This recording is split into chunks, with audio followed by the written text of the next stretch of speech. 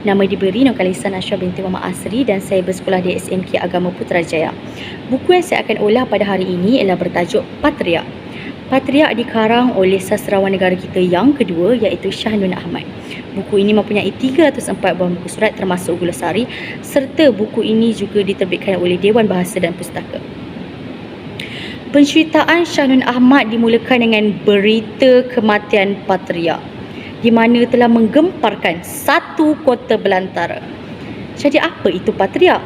Patriark itu ialah ketua keluarga atau ketua kepada sesuatu kaum atau puak yang merujuk kepada lelaki.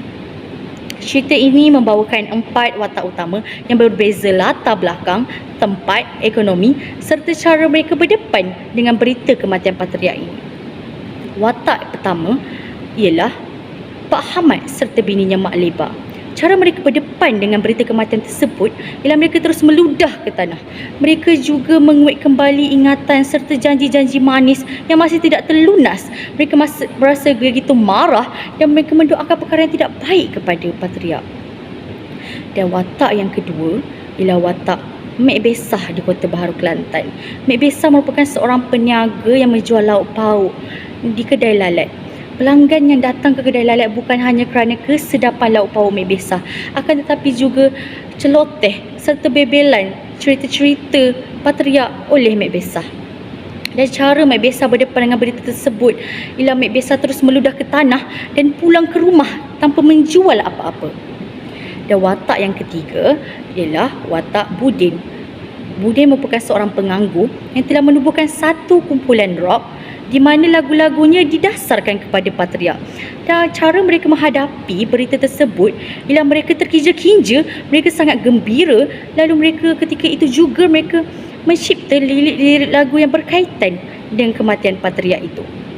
Dan watak yang terakhir ialah watak seorang tua yang bernama Wa'dah dan cucunya Romlah. Ketika reaksi Wa'dah sangat tidak terjangka, iaitu dia terus ketawa terbahak-bahak dan tidak berhenti-henti. Dan cucunya Romlah juga sedaya upaya cuba untuk menenangkan Wa'dah yang ketika itu kegilaannya seperti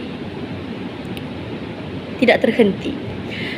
Dan konflik yang dibawakan oleh Shah Nun telah membuat kita tertanya-tanya siapakah patriark ini.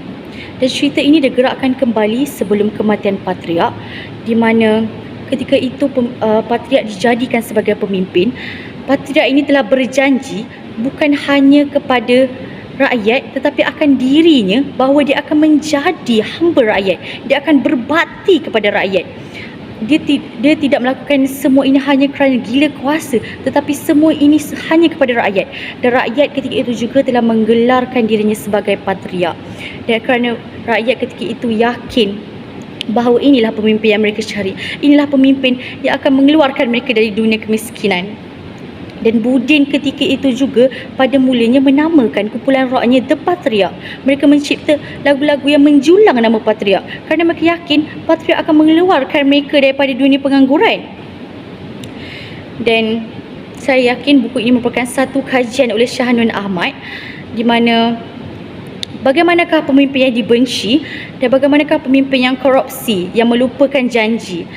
Dan saya amat kagum kepada Shah Nun Ahmad kerana beliau berjaya mengkritik tentang kepimpinan sesebuah negara dalam penulisannya. Dan saya yakin buku ini memerlukan pendedahan yang lebih mendalam kerana ia bukan hanya sekadar cerita, kerana terdapat pelbagai pengajaran. Seperti rakyat sebentar tadi, rakyat ketika itu sedang lulus, tidak berselam, hilang, tidak bercari, hanya mengharapkan pemimpin menolong mereka, tetapi pemimpin juga tidak mampu membuat apa-apa.